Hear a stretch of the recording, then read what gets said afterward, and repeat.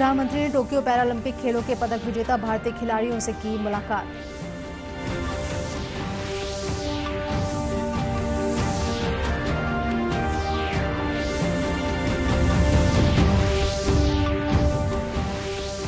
लोकवाणी में मुख्यमंत्री ने जिलों के विकास पर की चर्चा। गणेश पर्व और नुआखाई त्योहार की दी शुभकामनाएं।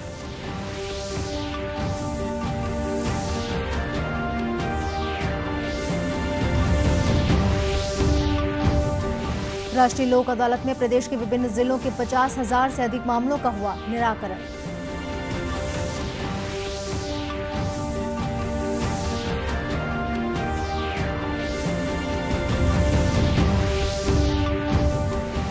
और दुर्ग जिले में गरिमा अभियान को मिल रही सफलता। जागरूक होने लगी हैं किशोरी बालिकाएं।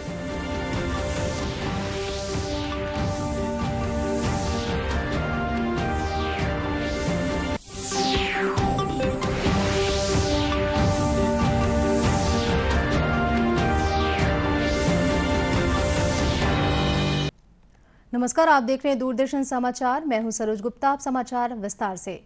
प्रधानमंत्री नरेंद्र मोदी ने आज नई दिल्ली में टोक्यो पैरालंपिक खेलों के पदक विजेता भारतीय खिलाड़ियों से मुलाकात की।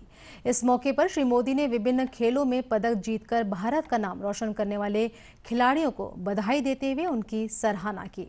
प्रधानमंत्री ने दिव्यांग खिलाड़ियों के हौसले और हिम्मत की प्रशंसा करते हुए कहा कि ओलंपिक खेलों में पूरी क्षमता वाले खिलाड़ी भी कई बार सफल नहीं हो पाते।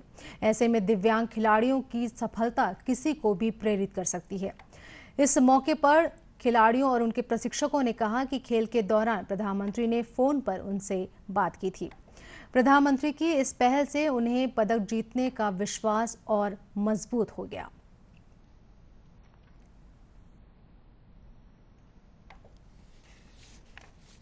Thank you so much for appreciating us and हमारा इतना अच्छा वेलकम किया आपने। Thank you so much for that. Sir, थोड़ा सा वहाँ पे जाने से थोड़ा सा ये हुआ, परफॉर्मेंस का थोड़ा है, लेकिन बेस्ट परफॉर्मेंस दिया। लेकिन नेक्स्ट एशियन गेम्स में, ओलंपिक्स में इससे भी काफ़ी अच्छा परफॉर्मेंस करूँगा और विथ मेडल्स नेक्स्ट टाइम आ जाऊँगा।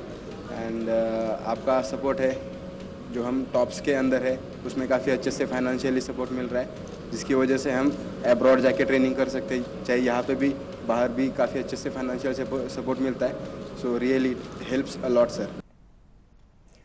इस मौके पर प्रधानमंत्री श्री नरेंद्र मोदी ने कहा कि पैरालंपिक खेलों में भारत ने 19 पदक जीतकर बहुत बड़ी कामयाबी हासिल की है। उन्होंने खिलाड़ियों को विश्वास दिलाया कि सरकार आगे भी उन्हें देश विदेश में प्रशिक्षण के लिए हर संभव सहायता उपलब्ध कराएगी। मुख्यमंत्री भूपेश बघेल ने आज अपनी मासिक रेडियो वार्ता लोकवाणी में जिलों के विकास पर बात की। उन्होंने कहा कि राज्य सरकार ने कोदो, कुटकी, रागी जैसे कम रकबे वाली फसलों को भी प्रोत्साहन दिया है। इससे ग्रामीण क्षेत्रों में किसानों की अतिरिक्त आमदनी का रास्ता खुलने लगा है। मुख्यमंत्री ने कहा कि महिला समूहों के जरिए गौठान से गोबर और गौमूत्र की खरीदी भी की जा रही है। राज्य सरकार के इन प्रयासों से जिलों के ग्रामीण क्षेत्रों में विकास कार्यों को गति मिली है।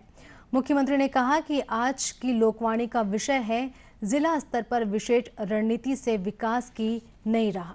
यह विषय प्रदेश की परिस्थितियों को ध्यान में रखते हुए चुना गया है। मुख्यमंत्री ने कहा कि राज्य सरकार किसानों, गरीबों और आदिवासियों के साथ साथ महिलाओं को भी आर्थिक गतिविधियों से जोड़ने पर विशेष ध्यान दे रही है। उन्होंने प्रदेशवासियों को गणेश पर्व और नुआखाई पर्व की शुभकामनाएं दी। आप सबो मन ल गणेश पक्ष के अब्बड़ अकन बधाई और शुभकामना। गणेश जी ल विघ्नहर्ता घलो कहे जाथे। गणेश भगवान ल प्रणाम करके मैं कामना करत हूँ कि वो आप सबो मन के समस्या ला दूर कराए।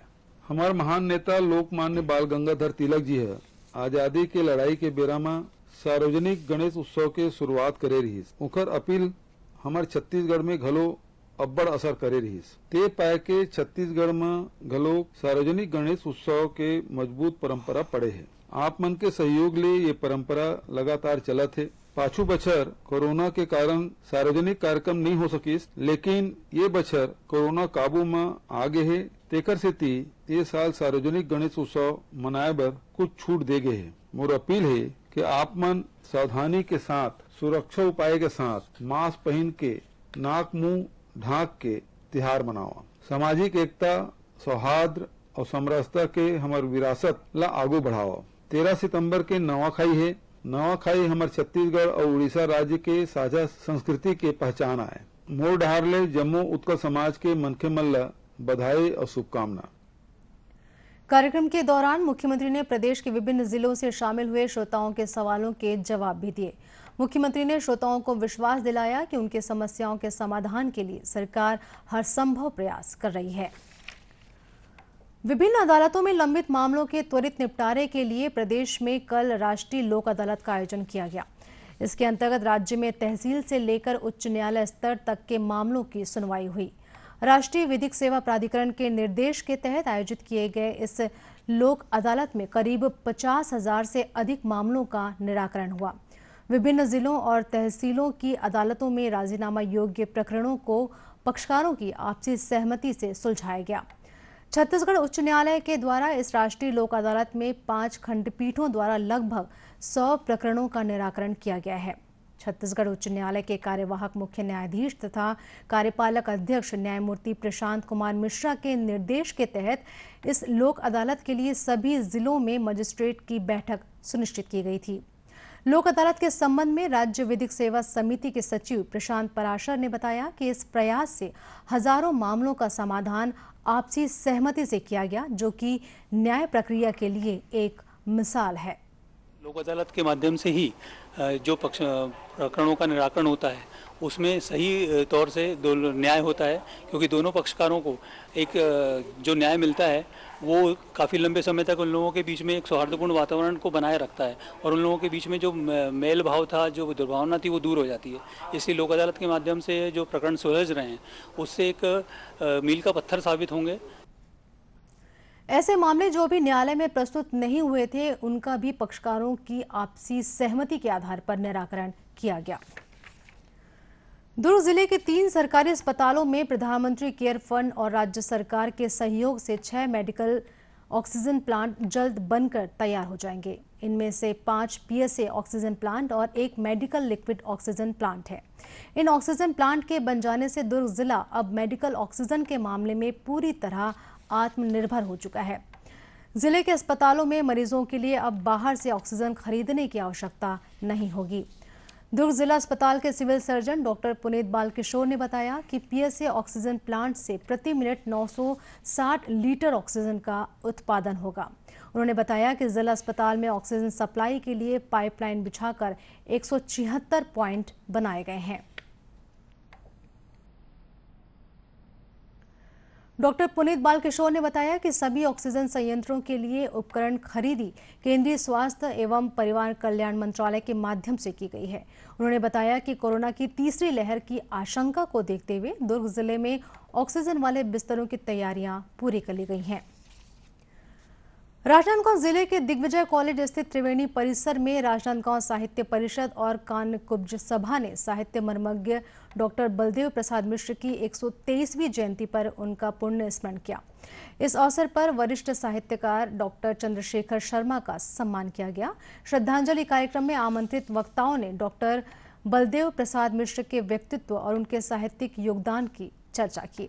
इस अवसर पर नगर निगम कमिश्नर डॉक्टर आशुतोष चतुर्वेदी ने कहा कि डॉक्टर बलदेव प्रसाद मिश्र भारत के ऐसे पहले शोधकर्ता थे जिन्होंने अंग्रेजी शासन काल में अंग्रेजी के बदले हिंदी में अपना शोध प्रबंध प्रस्तुत कर डी.लिट की उपाधि प्राप्त की थी।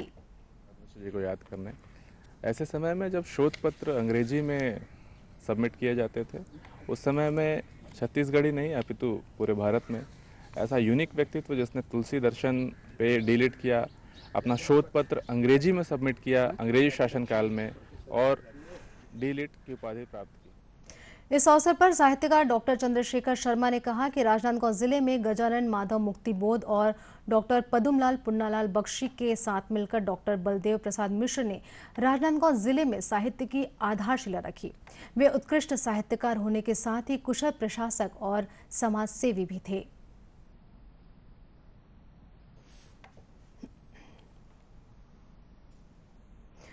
डॉक्टर बलदेव प्रसाद मिश्र की साहित्य कृति में राम राज्य, साकेत संत, तुलसी दर्शन, भारतीय संस्कृति, मानस में राम कथा, मानस माधुरी, जीवन संगीत, उदात संगीत जैसी रचनाएं शामिल हैं। किशोरी बालिकाओं को शिक्षा के साथ साथ साफ सफाई के प्रति जागरूक करने के लिए दुर्ग जिले के ग्रामीण इलाकों में इन दिनों एक विशेष अभियान चलाया जा रहा है। सामाजिक संस्था संकल्प एक प्रयास द्वारा चलाए जा रहे इस अभियान को गरिमा नाम दिया गया है। इस गरिमा अभियान के तहत दुर्ग जिले के ग्रामीण क्षेत्रों में किशोरी बालिकाओं के लिए कार्यशाला आयोजित की जाती है। इसमें स्वास्थ्य, शिक्षा, व्यक्तिगत स्वच्छता, सुरक्षा और हानिकारक संबंधों की पहचान जैसे विषयों पर चर्चा की जाती है। संस्था के सदस्य रेणु कौशी ने बताया कि कार्यशाला में बालिकाओं को किशोरावस्था में रखी जाने वाली सावधानियों से भी अवगत कराया जाता है। संस्था द्वारा कार्यशाला में भाग लेने वाली बालिकाओं को निःशुल्क सैनिटरी नैपकिन भी वितरित किए जाते हैं। और हम एक प्रोजेक्ट गरिमा चालू किए हैं। प्रोजेक्ट गरिमा का जो मेन उद्देश्य है वो ये है कि हम बालिकाओं को एक शिक्षा मतलब एटलीस्ट सेकेंडरी लेवल की शिक्षा प्रोवाइड कर सकें।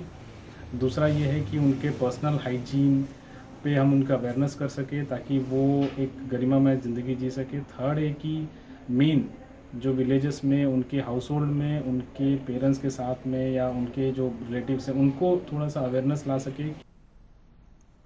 संस्था द्वारा किशोरी बालिकाओं को निःशुल्क सैनिटरी नैपकिन उपलब्ध कराने के लिए दुर्ग जिले के मोरीद गांव में सैनिटरी नैपकिन बनाने की इकाई भी स्थापित की गई है। इस इकाई की समन्वयक सुषमा वर्मा ने बताया कि विगत 12 वर्षों से इस इकाई का संचालन किया जा रहा है। सर की ग्रामीण क्षेत्र की एक भी लड़कियां ऐसे उन लोग का स्कूल ड्रॉप ना हो और उनकी जो भी इच्छाएं हैं वो पूरी हो सके। सर ये जो गरिमा प्रोजेक्ट के अंतर्गत ही आशा फॉर एजुकेशन के विशेष सहयोग से हम लोग खुद का सैनिटरी नैपकिन उत्पादन करते हैं, जिसमें अभी तक 21,000 पैड का उत्पादन कर चुके हैं। संगठन के इस कार्य को देखते हुए यूनिसेफ और आशा जैसी संस्थाओं ने किशोरी बालिकाओं की जागरूकता के अभियान में मदद करने की पेशकश की है। कोंडागांव पुलिस ने जिले के विभिन्न स्थानों में गुम हुए मोबाइल फोन को बड़े पैमाने पर बरामद किया है। इसमें खास बात यह है कि पुलिस ने ज्यादातर उपभोक्ताओं को उनके गुम हुए मोबाइल फोन लौटाने की पहल भी की है। जिले के पुलिस अधीक्षक सिद्धार्थ तिवारी ने बताया कि कोंडागांव पुलिस द्वारा गुम मोबाइल फोन की खोज के लिए विशेष अभियान चलाया गया था। इसके तहत कांकेर, नारायणपुर, जगदलपुर, बालोद, दुर्ग, दंतेवाड़ा, बेमेतरा और कोंडागांव से 75 नग मोबाइल फोन बरामद किए गए। उन्होंने बताया कि बरामद किए गए मोबाइल फोन की कुल कीमत करीब 7,20,000 रुपए है। कोंडागांव पुलिस के द्वारा 75 मोबाइल्स रिकवर किए गए हैं, जो कि विगत कुछ माह से एवं सालों से चोरी किए गए थे विभिन्न जगहों से। और इन रिकवर किए गए मोबाइल्स की जो लागत है वो लगभग 7,20,000 के ये मोबाइल हैं। और कई सारे लोगों को हमने दिए हैं, कुछ मोबाइल्स बचे हैं, उनके जिनके वो मोबाइल है उनसे भी हम संपर्क करके उनको मोबाइल लौटाने। कोंडागांव में आयोजित कार्यक्रम में पुलिस अधीक्षक सिद्धार्थ तिवारी ने स्वयं सभी पीड़ित उपभोक्ताओं को बुलाकर उन्हें अपने हाथों से मोबाइल फोन सौंपा। गुम हुए मोबाइल पाकर सभी उपभोक्ता काफी प्रसन्न हैं और उन्होंने कोंडागांव जिला पुलिस के इस अभियान की सराहना की। पिछले 24 घंटों के दौरान राजधानी रायपुर सहित प्रदेश के विभिन्न स्थानों पर हुई भारी वर्षा के कारण जनजीवन अस्त व्यस्त हो गया। लगातार हुई बारिश के कारण गली, मोहल्लों और बस्तियों के अलावा प्रमुख सड़कों पर भी पानी भर गया था। इस वजह से गाड़ी चलाने वाले लोगों को काफी परेशानियों का सामना करना पड़ा। राजधानी रायपुर के जयस्तंभ चौक, मालवीय रोड, फाफाडी, जल विहार colony, Bhatagaon bus terminal, Pandri और देवेंद्र नगर सहित अनेक इलाकों में घुटने से ऊपर पानी जमा हो गया था। जल भराव के कारण घंटों तक यातायात प्रभावित रहा। रायपुर के टाटीबंद इलाके में बाहर से आने वाली गाड़ियों का लंबा जाम लगा रहा। बारिश इतनी ज्यादा हुई कि शहर के मुख्य मार्गों पर बने शॉपिंग कॉम्प्लेक्स में भी पानी घुस गया था। बारिश की वजह से निचली बस्तियों में घरों के भीतर पानी घुस जाने से आम जनजीवन प्रभावित हुआ। करीब 2 घंटे के बाद बारिश थमने पर यातायात सामान्य हो सका। मौसम विभाग ने अगले 2 से 3 दिनों तक प्रदेश के विभिन्न स्थानों पर मध्यम से तेज वर्षा होने की चेतावनी दी है। इसी के साथ ये समाचार बुलेटिन यही समाप्त हुआ। नमस्कार।